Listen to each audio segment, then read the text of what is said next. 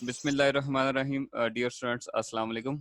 आज हम chapter number 13 की एक्सरसाइज के शॉर्ट क्वेश्चंस, कॉन्सेप्चुअल क्वेश्चंस को देखेंगे और इन शॉर्ट क्वेश्चन में के थ्रू हमारा जो पर्पस होगा इस करंट इलेक्ट्रिसिटी वाले चैप्टर के जो बेसिक कॉन्सेप्ट्स हैं वो भी इंशाल्लाह हमारी इस एक्सरसाइज की रिवीजन से काफ़ी हद तक कवर अप हो जाएंगे। सो आज का हमारा ऑब्जेक्टिव यही है कि चैप्टर की एक्सरसाइज के ये जो कॉन्सेप्चुअल क्वेश्चंस हैं इनसे जिस तरह से भी बेहतर हो सके हम कॉन्सेप्चुअल रिव्यू दें।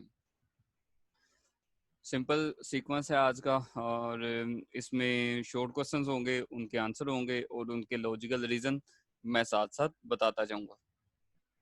सबसे पहले आपके सामने क्वेश्चन है जी, potential difference is applied at the across the ends of a wire. ले जी, हमने किसी वायर के एंड के ऊपर पोटेंशियल डिफरेंस अप्लाई किया। सो उसके नतीजे में क्या होता है जी, what is the effect on drift velocity. हमारा जो इस टॉपिक में क्वेश्चन है, इस क्वेश्चन में जो मेन पॉइंट है दैट इज ड्रिफ्ट वेलोसिटी पे क्या इफेक्ट होगा। पहले नंबर पे हमने बताना है कि पोटेंशियल डिफरेंस को तब्दील करने से क्या होगा, और दूसरे नंबर पे हम बताएंगे कि टेम्परेचर का और लेंथ का क्या इफेक्ट होगा। चलें, सो मैंने आपके सामने यहाँ पर फर्स्ट वाला पार्ट जो है वो लिखा हुआ है। अक्सर बुक्स में डायरेक्टली ये वाला फॉर्मूला उसने लिखा हुआ है, लेकिन मैंने मुनासिब समझा कि आप एक पूरी तरतीब के साथ इसको देख लें ताकि आपको पता चल जाए कि भाई ये फॉर्मूला आया किस तरह से। तो देखें जी, इफ वी सी, तो आप देखें एक सिंपल हमने करंट की डेफिनेशन को यूज की। सो पहले मैं ये बता रहा हूँ कि भाई ये फॉर्मूला किस तरह से आ गया, कहाँ से आ गया, ये एकदम वालिद हो गया। सो करंट का बेसिक जो डेफिनेशन है that is the rate of flow of charges. So हम करंट के फ्लो की जो रेट है उसे इसको डिफाइन करते हैं चार्जेस के फ्लो के रेट से। अब चार्जेस जो हैं वो क्या हैं, चार्ज जो है ये तमाम इलेक्ट्रॉन्स की तादाद और तादाद के साथ आप कह लें कि we can say that Q is equal to number of charges, number of electrons in case of metals और मल्टीप्लाई बाय E। तो टोटल चार्ज कैसे आएगा, एक इलेक्ट्रॉन का चार्ज और एक इलेक्ट्रॉन के चार्ज को हम मल्टीप्लाई कर देंगे उसकी तादाद के साथ। यहाँ पर एक और बात याद रखें कि यहाँ पे स्मॉल n क्या रिप्रेजेंट कर रहा है, स्मॉल n रिप्रेजेंट कर रहा है number of charge, number of electrons या नंबर ऑफ चार्जेस पर यूनिट वॉल्यूम, और यूनिट वॉल्यूम को हम v से रिप्रेजेंट करते हैं। ये याद रखिएगा, वॉल्यूम कैसे रिप्रेजेंट किया जा सकता है, वॉल्यूम किसी सिलेंड्रिकल सेक्शन का रिप्रेजेंट किया जा सकता है उसके एरिया को अगर हम उस सेक्शन की लेंथ से या उसके डिस्प्लेसमेंट से रिप्रेजेंट करें। So by multiplying both of these factors हमारे पास बड़ी आसानी के साथ आ जाएगा that will be volume. So volume की जगह पे मैं लिख दूंगा ए डी। तो इस ए डी को अगर आप यहाँ पर लाकर मल्टीप्लाई कर देंगे तो इट मीन्स कि मैं इस एन की जगह पर मैंने क्या लिखा हुआ है, यहाँ पर इस एन की जगह पर मैंने लिखा हुआ है स्मॉल एन ए डी। तो होपफुली आपको ये पॉइंट क्लियर हो गया होगा। सो चले मैं लिख भी देता हूँ ताकि वो ये लिखा हुआ है। सो ये कैपिटल एन क्या है, वो है नंबर ऑफ इलेक्ट्रॉन्स, और ये स्मॉल एन क्या है, नंबर ऑफ इलेक्ट्रॉन्स पर यूनिट वॉल्यूम, के यूनिट वॉल्यूम के अंदर कितने इलेक्ट्रॉन्स हैं। So you will get this one, this factor आप आई के साथ ये जो तीन टर्म्स हैं एन ई और ए ला के डिवाइड कर दें, जबकि यहाँ पर क्या चीज बचेगी, ये वी डी डी छोटा लिख दें, यहाँ पर सबस्ट्रिक्ट में आ जाएगा। So you will get this factor.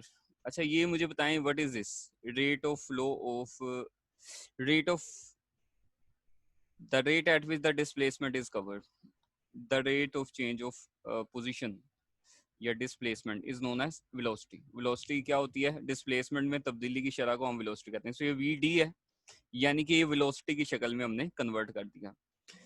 बाकी फैक्टर को एन ई ए को आपने डिवाइड कर दिया, ये यहाँ पे डिवाइड हो जाएगा। फिर आपको यहाँ पर नजर आ रहा है आई।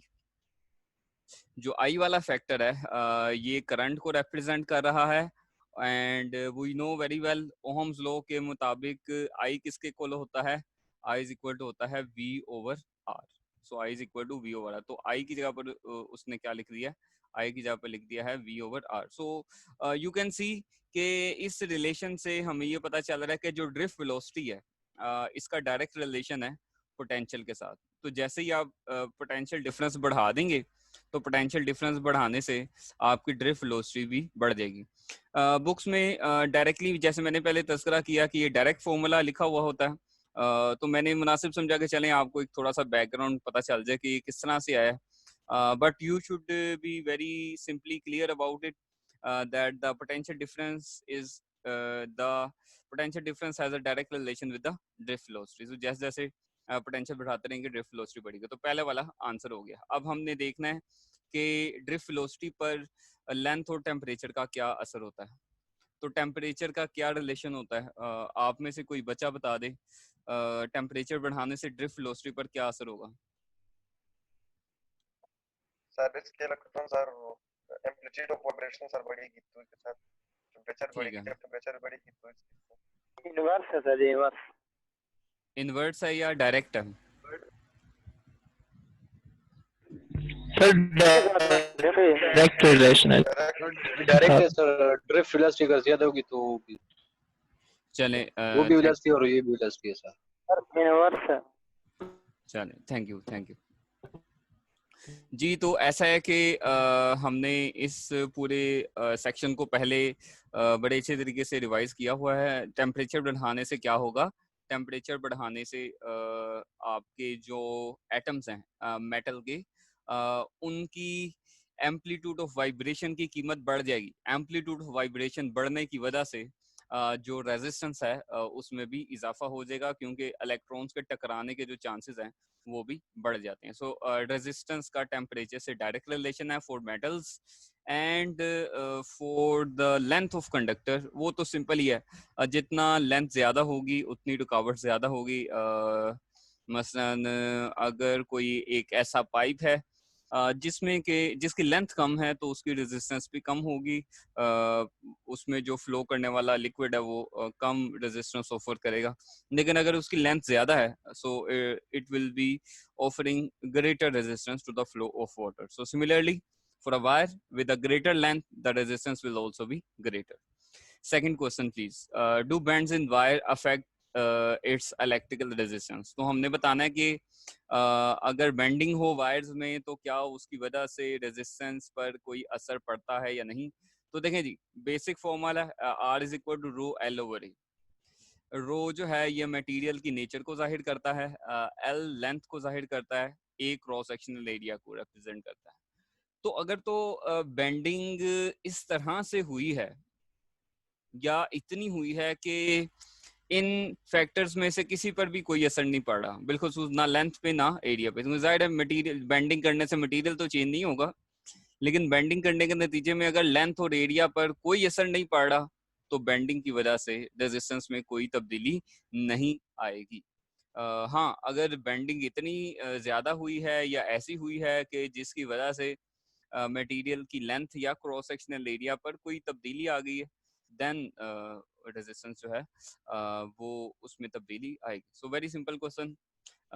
नेक्स्ट क्वेश्चन की तरफ मैं जा रहा हूँ। What are the resistances of the resistors given in figure A and B. ये हम ऑलरेडी कर चुके हैं, तो मैंने वही वाला सेक्शन जैसे हमने डिस्कस किया था वो कॉपी किया। इसका जो कोड हमने याद रखा था वो क्या था, B B Roy Great Britain very good wife. ठीक है जी। सो ये कलर कोड हमने ऐसे याद रखा था, B B Roy Great Britain very good wife. So start चलें रिवाइज कर लेते हैं। पहले ब्राउन है तो ब्राउन के लिए कौन सा नंबर आएगा, ब्राउन के लिए 1, ब्राउन के लिए 1 के बाद ग्रीन है, ग्रीन का मतलब है 5। फर्स्ट जो बैंड है वो फर्स्ट डिजिट बताता है, सेकंड जो बैंड है वो सेकंड डिजिट बताता है, जो कि आप इसको टेबल में से याद रखेंगे। और जो थर्ड बैंड है वो बताता है कि कितने नंबर ऑफ जीरोस आने हैं। तो आप देखें रेड है तो रेड के केस में 2 आता है, तो 2 का मतलब है कि हमने 2 जीरो लगा देने हैं, अगर 3 होता तो 3 लगा देते। तो ये रेजिस्टेंस की वैल्यू आ गई। लेकिन टेम्परेचर के तब्दील होने के साथ इसके अंदर वेरिएशन हो सकती है, that is why there is some tolerance. और टॉलरेंस कौन रिप्रेजेंट करता है? Fourth band. ये फोर्थ बैंड रिप्रेजेंट करता है टॉलरेंस। कितनी तरह की का फोर्थ बैंड हो सकता है? अगर मैं चाहूं कि अब्दुल जब्बार तो नहीं होंगे, अदील जी, अदील आप बताएंगे कि कितनी तरह का हो सकता है fourth band?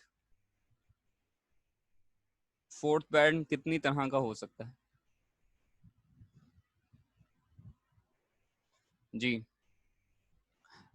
Any other one? Shafqat बता दें, जिशान बता दें। Fourth band, so fourth band can be of 3 types, gold, silver या इसके अलावा you can say there can be no third band, so fourth band. So in case के ये gold हो तो गोल्ड के केस में 5% टॉलरेंस होती है, और सिल्वर के केस में 10% टॉलरेंस होती है, जबकि अगर कोई बैंड ना हो तो उस केस में 20% टॉलरेंस होती है। तो 5% का क्या मतलब है कि इस वैल्यू का 5% वो हम कैसे निकालते हैं? 5% ऑफ 1500, सो ये आएगा 75। तो आप 75 प्लस भी कर दें, 75 माइनस भी कर दें, you will get a range of resistance maximum और मिनिमम के दरमियान में किसी भी कीमत के ऊपर ये रेजिस्टेंस हो सकती है at any point depending upon the temperature and physical conditions. So मैं इसको इरेज कर देता हूँ, ये हम ऑलरेडी कर चुके हैं ये वाला सेक्शन। अभी मैं चाहूंगा कि सेकंड वाला जो पार्ट है वो देख लें। जी सेकंड वाला पार्ट क्या है? ये येलो है। जी मेरे साथ एक स्टूडेंट साथ लाइव हो जाए हम। जी अरसलान है, अरसलान जी, अरसलान आप बताएं कि सबसे पहला वाला डिजिट कौन सा होगा? फर्स्ट डिजिट कौन सा होगा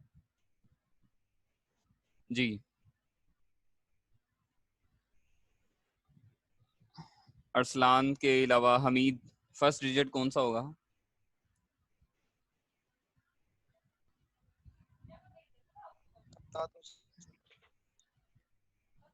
जी सर फर्स्ट 4 होगा सर। 4 है, तो मैं यहाँ पे 4 लिख दूं। चलें, थैंक यू। और सेकंड डिजिट कौन सा होगा? सेकंड डिजिट जी 9। Mithal, thank you. उसके बाद है जी यहाँ पर अबू तलहा बताएं। अबू तलहा आप ये बताएं कि अब जो नेक्स्ट बैंड है वो ऑरेंज कलर का है, तो ये किस तरह का होगा? क्या आएगा आगे? यहाँ पे ऑरेंज लिखा हुआ है जी, orange. Number 3। Thank you. So 3 है तो इसका मतलब है नहीं। 3 जीरो लग जाएंगे। सो ये मेरे पास रेजिस्टेंस की वैल्यू आ गई। So I have got the value of resistance. आगे है जी सिल्वर। तो सिल्वर की टॉलरेंस कितनी होती है? अरबाज आप बताएंगे सिल्वर की टॉलरेंस कितनी होती है? So it is 10%। तो आप इसका 10% निकाल लें।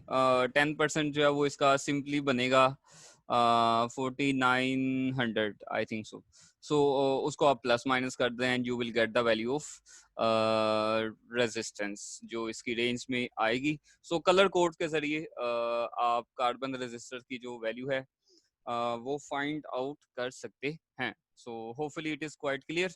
अब हम नेक्स्ट लेवल पे चलते हैं। Why does the resistance of a conductor rise with temperature? मेरे ख्याल से ये तो पुराना सवाल हो गया। So it is quite simple, हम इसको जल्दी से रैप अप करते हैं। हमें पता है रेजिस्टेंस ऑफ अ कंडक्टर किस पे डिपेंड करती है? R is equal to rho L over A, length पे और एरिया पे, मटेरियल और टेम्परेचर पे। डायमेंशन जी बिल्कुल, डायमेंशन जो है वो बिल्कुल ठीक कहा, लेंथ और क्रॉस सेक्शन एरिया उन्हीं चीज़ों को रिप्रेजेंट करते हैं।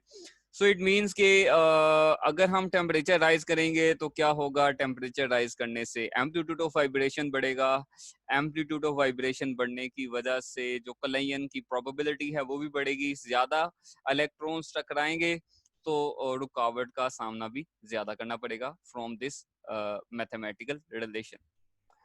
R naught is the resistance at 0 degrees Celsius, RT is the resistance at increased temperature T, और अल्फा यहाँ पर है जी कोफिशिएंट ऑफ रेजिस्टिविटी या coefficient of resistance. So very simple question. Next question जी, what are the difficulties in testing whether the filament of a light lamp obeys Ohm law. क्या किस तरह की मुश्किलात का सामना करना पड़ता है जब हम फिलामेंट ऑफ अ बल्ब को देखते हैं.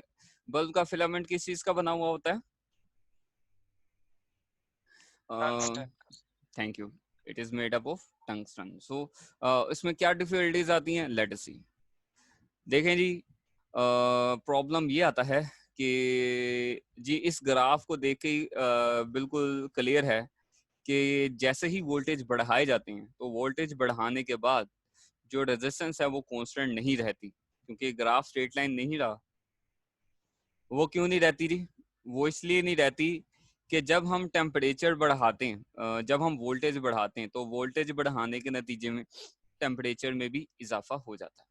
टेम्परेचर में आपने देखा हो बल्ब वगैरह को हाथ लगाएं तो काफी गर्म आपको महसूस होते हैं. So that increase of temperature causes the resistance of the material to increase as well. अच्छा, जब रेजिस्टेंस बढ़ेगी रुकावट बढ़ेगी तो ऑब्वियस ही बात है कि इसका असर ये होगा कि करंट अब उस रेशियो से नहीं बढ़ेगा जिस रेशियो से वोल्टेज में इजाफा हो रहा है, यानी कि दोनों के दरमियान में जो डायरेक्ट रिलेशन था वो डिस्टर्ब हो गया. सो इसके डिस्टर्ब होने की वजह से आप देखें तो जो करंट है ये करंट कहाँ की तरफ जा रहा है, it is going downwards. So it means कि अगर तो हम किसी फिलामेंट ऑफ लैम्प को चेक करना चाहते हैं कि वो ओहम्स लॉ को ओबे करता है या नहीं, तो उसमें सबसे बड़ी मुश्किल ये है कि वो टेम्परेचर बढ़ने के साथ उसमें जो रेजिस्टेंस में भी इजाफा हो जाता है और उसमें जो वोल्टेज और करंट के दरमियान में डायरेक्ट रिलेशन है वो डिस्टर्ब हो जाता है. So that is why it is difficult for testing the filament of a lamp as ohmic. जी next question. Next question is sort of numerical. उसमें उसने कहा है जी भाई आपके पास दो बल्ब्स हैं, एक की पावर है 500 वाट, दूसरे की पावर है 100 वाट. वोल्टेज तो दोनों की सेम है 220 वोल्ट. तो वो कहता है कि किस फिलामेंट की रेजिस्टेंस जो है वो ज्यादा होगी. हमारा मकसद इस टॉपिक का है कि हम बताएं कि किसकी रेजिस्टेंस जो है वो ज्यादा होगी. पावर और रेजिस्टेंस के दरमियान में कोई मैथमेटिकल रिलेशन है जी एनीवन? मैं चाहूंगा कि अगर हमें मुनीर हुसैन बता दें पावर और रेजिस्टेंस के दरमियान में कोई मैथमेटिकल रिलेशन है. Is there any relation between power and resistance जो हमने इस चैप्टर में पढ़ा हो, P is equal to VI? जी नहीं सर यार. अच्छा चले ठीक है. So we have gone through a mathematical relation that was P is equal to V square over R. So this is V square over R. ये बड़ा simple relation है और मैंने इसका तज़किरा भी किया था जब मैंने टॉपिक को पढ़ाया था. सो जी यहाँ से R को रीअरेंज कर लें, R इधर आ जाएगा और P जो है वो डिवाइड हो जाएगा. सो हमें दो चीजें पता है, वोल्टेज भी पता है 220 वोल्ट एंड पावर भी पता है दैट इज 500 वाट. इसको डिवाइड करें you will get the resistance. ये रेजिस्टेंस आ गई हमारे पास, कितनी आ गई जी? 96.8 ओम. चलिए जी नेक्स्ट को देखते हैं. सेकंड केस में देखें तो अगेन वही फॉर्मूला यूज किया सेकंड केस में. वोल्टेज वही है, जस्ट डिफरेंस क्या है पावर का. सो वैसे फॉर्मूला से ही पता चल रहा है कि पावर रेजिस्टेंस जो है वो उसकी ज्यादा होगी, उस मटेरियल की ज्यादा होगी जिसकी पावर कम है. So obviously we obtain the same result. 100 watt वाले बल्ब की पावर कम है तो उसकी रेजिस्टेंस भी ज्यादा है। सो हेंस द रेजिस्टेंस, तो इससे ये साबित हुआ कि 100 वाट वाला जो बल्ब है वो उसकी जो रेजिस्टेंस है वो मुकाबलतन ज्यादा होगी as compare to 500 watt power.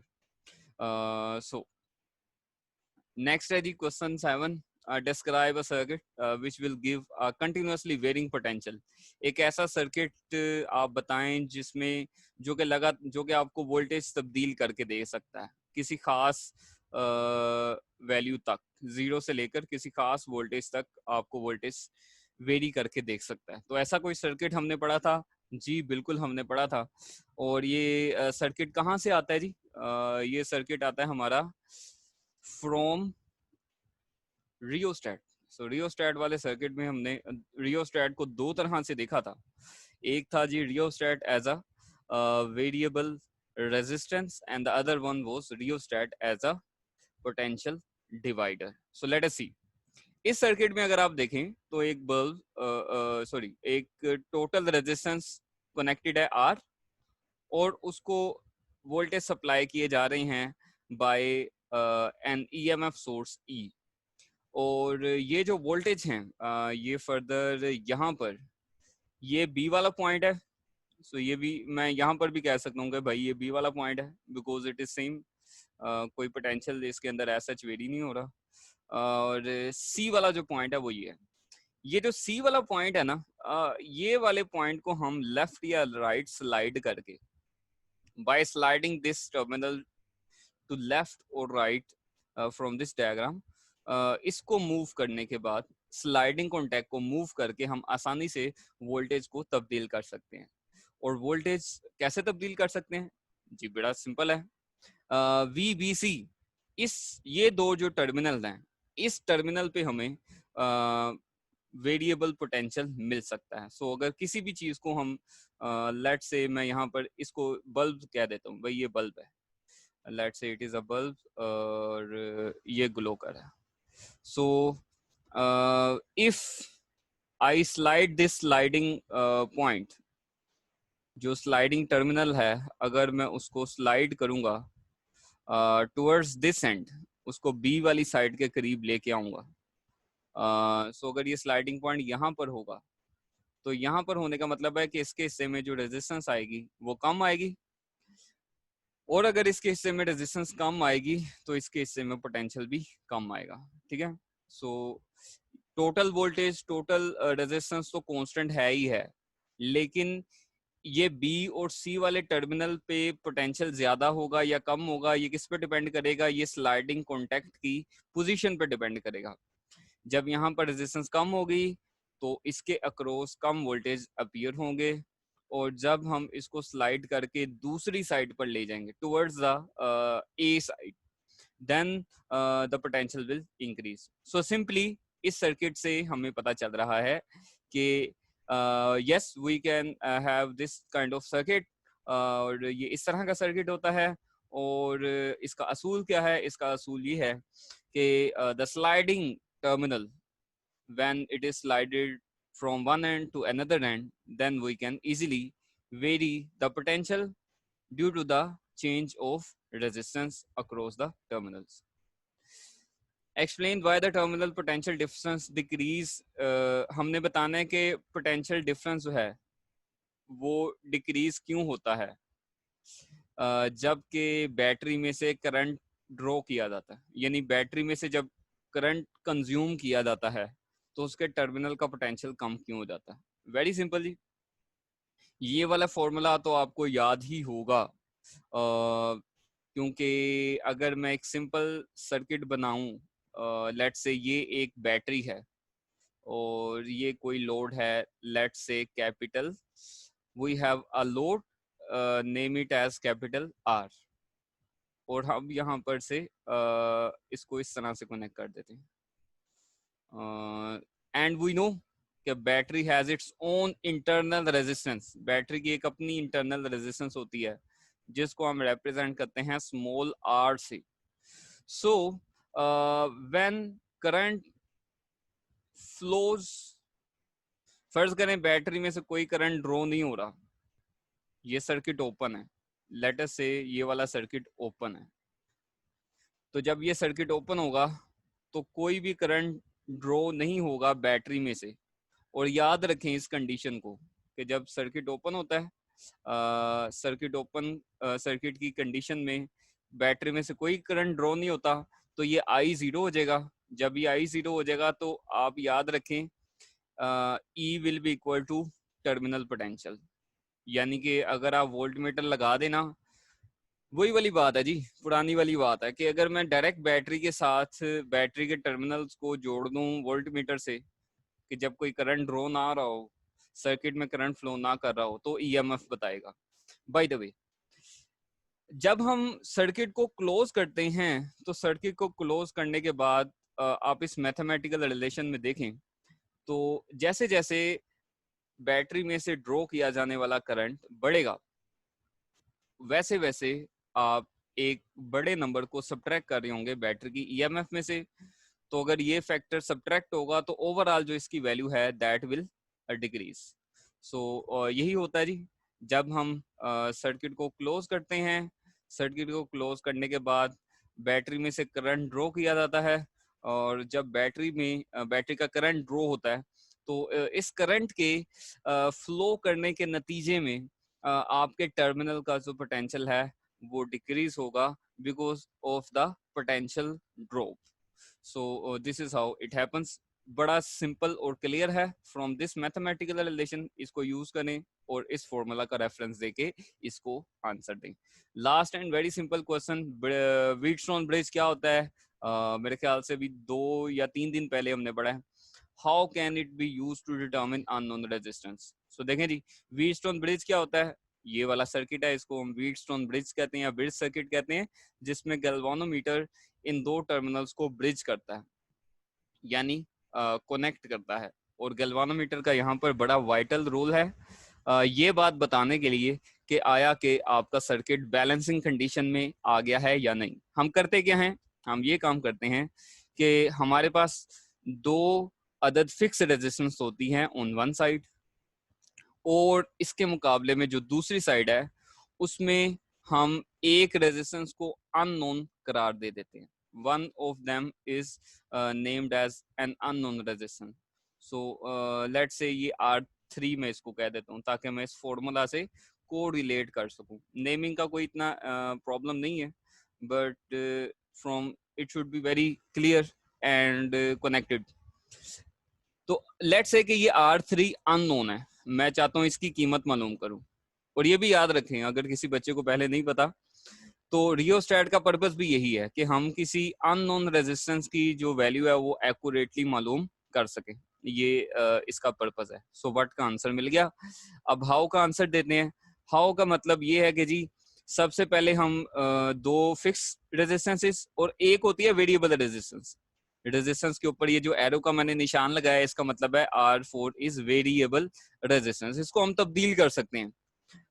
सो हम इसको उस वक्त तक तब्दील करते रहेंगे जब तक कि हमारा गैल्वानोमीटर 0 डिफ्लेक्शन शो नहीं करता। जैसे ही हमारा गैल्वानोमीटर 0 डिफ्लेक्शन शो करेगा, ये होती है बैलेंसिंग कंडीशन या जीरो कंडीशन। जीरो कंडीशन का मतलब ये होता है कि हमारे लेफ्ट वाले लूप में और हमारे राइट वाले लूप में जो करंट की मिकदार है वो बराबर हो गई है। और किस कंडीशन में ये करंट की मिकदार बराबर होगी? जब दोनों पलड़ों में, जब दोनों साइड्स पर जो रेजिस्टेंसेस हैं वो भी इक्वेट हो जाएंगे। सो दैट इज व्हाई इनकी जो रेशियोज हैं दे आर सेम। सो अगर आप इस फ्रैक्शन को देखें R1 ओवर R2, ये आ गया जी लेफ्ट वाली साइड का हिस्सा, और R3 ओवर R4 ये आ गया राइट वाली साइड का हिस्सा। So the ratio of the resistances has now become same.